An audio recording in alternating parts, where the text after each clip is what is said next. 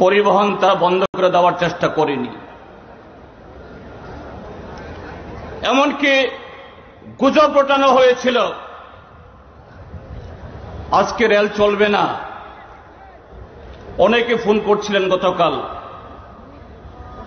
যে আজ 10 তারিখ নাকি রেল চলবে না। তার সাথে বিগত কিছুদিন ধরে নানাভাবে হুমকি ধমক এগুলো তো ছিলই, যেগুলো এখন আমাদের কাছে জলবাদ হয়ে গেছে।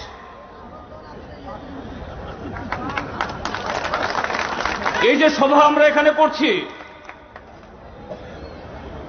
সিআইটিও তারা চায়নি এরকম রাজপথ আটকে এই সভা করার জন্য। সিআইটিওর রাজ্য সম্মেলনের তারিখ নির্ধারণ হওয়ার পর প্রকাশ্য কর্মসূচি হবে। প্রশাসনকে জানানো হয়েছিল আমাদের এই ত্রিপুরাজ্যের গণতান্ত্রিক আন্দোলনের যে এরকম বড় জনসভা, বড় কর্মসূচি সংগঠিত করার জন্য এটা শুধু এই ইদানিংকালে নয়, আজ থেকে আরো 40-50 বছর আগে থেকে রাজতন্ত্রের অবসান হয়ে যাওয়ার পর, গণতন্ত্রের সূচনা হওয়ার পর থেকেই আজকের যে স্বামী বিবেকানন্দ ময়দান বা আস্তাবল ময়দান, আমি যখন স্কুলের ছাত্র আগরতলা শহরে তখন থেকে দেখে এসেছি সমস্ত কর্মসূচি সেখানে। পরবর্তী সময়েতেও কিন্তু যে মাত্র তারা টের পেল এরকম একটা বড় সমাবেশ হবে, এখানে একটা মেলা লাগিয়ে দিল। কেন মেলা লাগাতে হবে? সেখানে কয়েকশো কোটি টাকা খরচ করে হাপানিয়াতে আন্তর্জাতিক মেলা সংগঠিত করার জন্য বিশাল পরিকাঠামো তৈরি করা হয়েছে। অন্য সব মেলা হতে পারে, এই সাধারণ কয়েকটা কোম্পানির জিনিস বিক্রি করার জন্য স্বামী বিবেকানন্দ ময়দান মাসের পর মাস, সপ্তাহের পর সপ্তাহ আটকে রাখতে হবে। আসল কথা হলো এই সরকার তারা ভীত, সন্ত্রস্ত, তারা পালাবার পথ খুঁজছে যে না, বিরোধী দলকে, গণতান্ত্রিক শক্তিকে সিআইটিওর মতো এই শ্রমিকদের সাথে নিয়ে যারা আন্দোলন করেন তাদেরকে আটকাতে হবে। আজকে আপনারা যারা এখানে এসেছেন কারা? চা বাগানের শ্রমিক, রাবার বাগানের শ্রমিক, নির্মাণ শ্রমিক, অসংখ্য ত্রিপুরাজ্যতে সেরকম কলকারখানা নেই, অসংগঠিত ক্ষেত্রের শ্রমিক, সাথে ক্ষেত মজুর, দিন মজুর, জুমিয়া, বেকার যুবক। কি দাবি আপনাদের? আপনারা তো কারোর কাছ থেকে অন্যায় আবদার করছেন না, অন্যায্য দাবি করছেন না, ভিক্ষাও চাইছেন না। আপনাদের শ্রমের বিনিময়ে তার শ্রমের মূল্য, আপনাদের শ্রম দিয়ে আজকে এ রাজ্যের পরিকাঠামো, এ রাজ্যের সমস্ত ধরনের যা কিছু উৎপাদন হয়, কার বিনিময়ে? আপনাদের রক্ত, ঘাম, শ্রম, মেধা। সেই মেধার দাম, শ্রমের দাম, রক্তের দাম চাইছেন, ভিক্ষা তো চাইছেন না, অন্যায় হতে চাইছেন না। কিন্তু আপনাদেরকে কেন এই সমাবেশ করতে দেবে না? কেন এই সমাবেশ হলে পরে ত্রিপুরাজ্যের এই বিজেপি ত্রিপুরা মথা আইপিএফটি নামক জগদ্দল পাথরের তাদের সমস্ত অপকর্মগত ৭.৫ বছর তারা করেছে, এটা বেআব্রু হবে, নগ্ন হবে। তাদের সমস্ত অপকর্ম আরো বেশি বেরিয়ে পড়বে। কাজে এরা বৃত। এটা শুধু আজকে এই আগরতলা শহরে না, ত্রিপুরাজ্যের আনাচে কানাচে সর্বত্র শুরু হয়েছে। বিরোধী দল, বিশেষ করে আমরা সিপিআইএম বামপন্থীরা, আমরা কৃষকের দাবি নিয়ে, জুমিয়াদের দাবি নিয়ে, শ্রমিকদের দাবি নিয়ে, বিভিন্ন এলাকার তার আঞ্চলিক দাবি নিয়ে গণতান্ত্রিকভাবে মানুষের দাবি তুলব, জনগণের দাবি উঠাবো। আমাদের রাজনৈতিক অধিকার অনুযায়ী আমরা কথা বলবো। হয়তো কোনো কোনো জায়গাতে পুলিশ লজ্জায় পড়ে অনুমতি দিতে বাধ্য হচ্ছেন, কিন্তু তারপরেও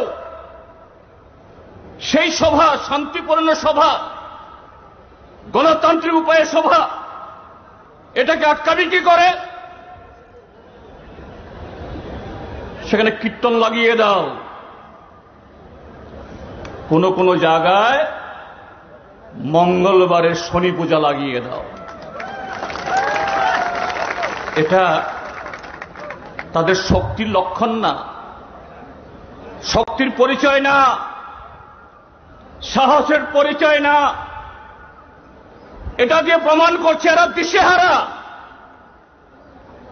এরা কিং কর্তব্য কি করতে হবে ভুলে গেছে। না হয় মঙ্গলবারে শনি পূজা করে না, দেখবেন আগামী দিন আসছে মাকে বাবা ডাকবে, বাবাকে মা ডাকবে, আর স্ত্রীকেও গিয়ে মা ডাকবে। এই হল আজকে ত্রিপুরাজ্যের ভারতীয় জনতা পার্টি, ত্রিপুরা মথা এবং আইপিএফটি। মিথ্যা প্রতিশ্রুতে, কালো টাকা, তার উপর ভর করে সরকার এসেছে। কি রাজ্য সরকার, কি জেলা স্বশাসিত জেলা পরিষদ, তাদের মধ্যে এখন দুর্নীতির প্রতিযোগিতা, লুটের প্রতিযোগিতা। এবং এটা কোন পর্যায়ে পৌঁছছে? একজন মন্ত্রী অবলেলায় বলছেন, আমরা তো ঘুষ খাই। এবং এই ত্রিপুরাজ্যের যুব সমাজকে তাদের এই অপকর্ম, এ থেকে যাতে যুব সমাজ এরা সংঘবদ্ধভাবে লড়াই না করে, তাদেরকে তাদের চরিত্র, তাদের মেধা, এদের ইচ্ছা শক্তিকে ক্ষণিকের জন্য হলেও অন্য পথে দাবিত করে দেওয়া যায় কিনা। আজকে ত্রিপুরাজ্য সারা ভারতবর্ষের মধ্যে ওরা কথায় কথায় একটা কথা বলে, এক ত্রিপুরা শ্রেষ্ঠ ত্রিপুরা। অন্য কোনো ক্ষেত্রে তো শ্রেষ্ঠ ত্রিপুরা হওয়ার কোনো লক্ষণ নেই এবং সেই পথে তাদের কোনো কর্মসূচিও নেই। কিন্তু নেশা কারবারের ত্রিপুরা এখন শ্রেষ্ঠ ত্রিপুরা, শ্রেষ্ঠ ভারত।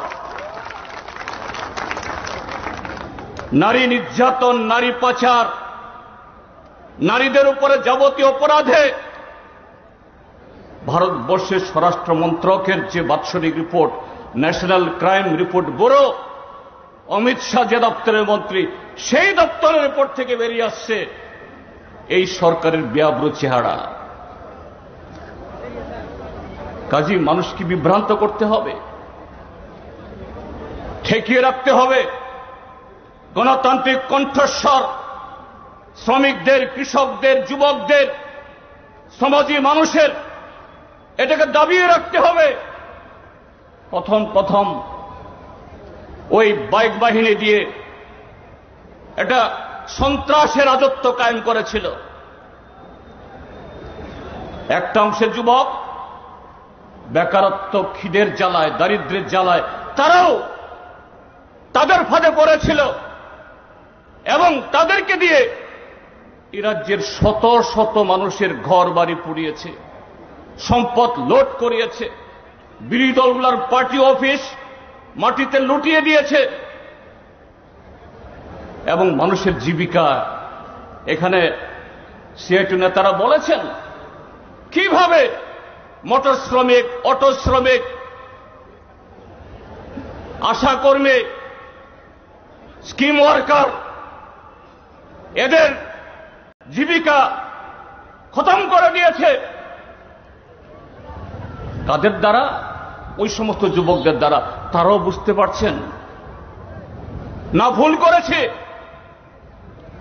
যে না এদের ফরমানে যদি আমরা এই সমস্ত অপকর্মে লিপ্ত হই,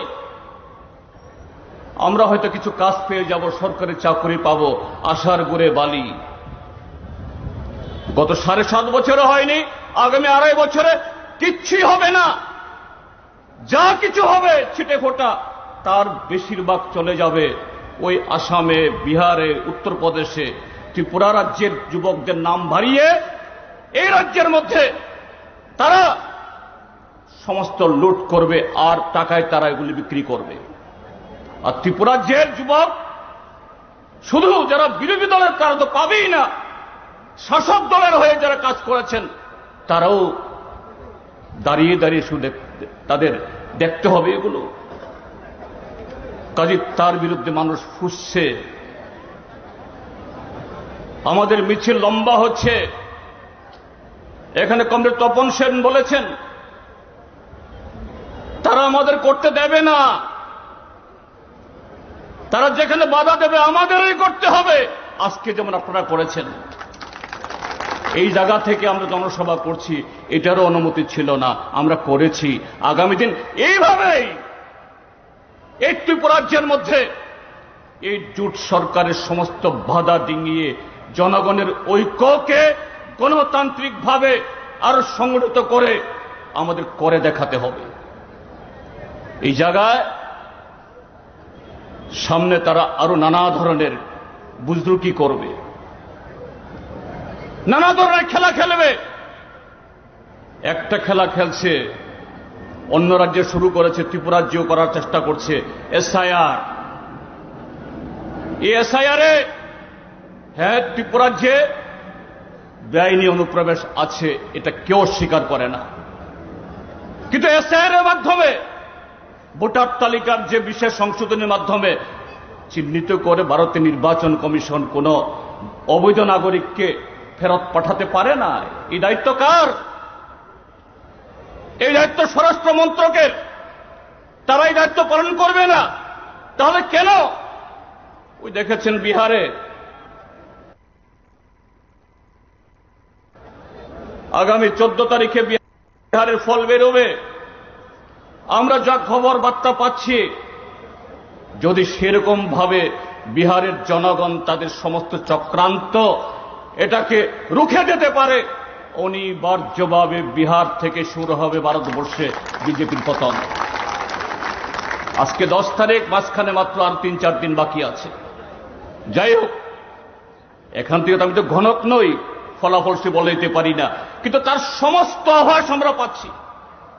কাজে তার জন্য ওই বিহারে এসআইআর করার চেষ্টা করেছিল, সবটা পারিনি, কিন্তু চক্রান্ত করেছে। এই ত্রিপুরা রাজ্যের মধ্যে ভারতীয় জনতা পার্টি এইভাবেই বিভাজনে খেলার চেষ্টা করছে।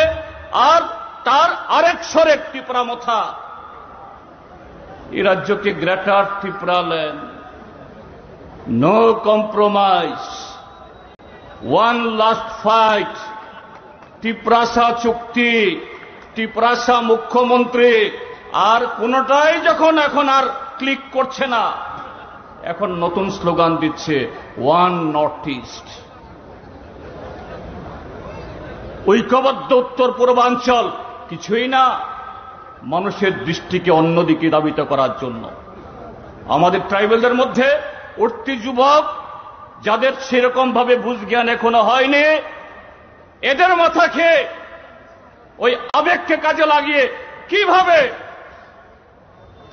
এই গণনিন্দিত এই সরকারকে টিকিয়ে রাখা যায়, আগামী দিন নির্বাচনগুলোতে বৈতরণী পার হওয়া যায়। আজকে যে চেতনা আপনারা প্রদর্শন করেছেন আগরতলা শহরে, সেই চেতনার প্রদর্শন অব্যাহত রাখুন। তার মধ্য দিয়েই এরকম আরো হাজারো চক্রান্ত আসুক, কি বিজেপির তরফ থেকে, কি ত্রিপুরা মথার তরফ থেকে, আইপিএফটির তরফ থেকে, এই রাজ্যের মানুষকেই সেই গণতন্ত্র পুনরুদ্ধারের মধ্য দিয়ে এই ত্রিপুরাজ্যের মধ্যে আবারও মানুষের অধিকার, শ্রমিকের অধিকার, কৃষকের অধিকার, প্রত্যেকটা নাগরিকের অধিকার সুনিশ্চিত করার জন্য সেই ইতিহাস তৈরি করতে হবে। সেই ইতিহাস তৈরি করার জন্য সবাই দায়িত্ব গ্রহণ করুন, এই আহ্বান জানিয়ে আবারও আপনাদের সকলকে লাল সালাম, নমস্কার এবং খুলুমখা জ্ঞাপন করে আমার বক্তব্য শেষ করছি।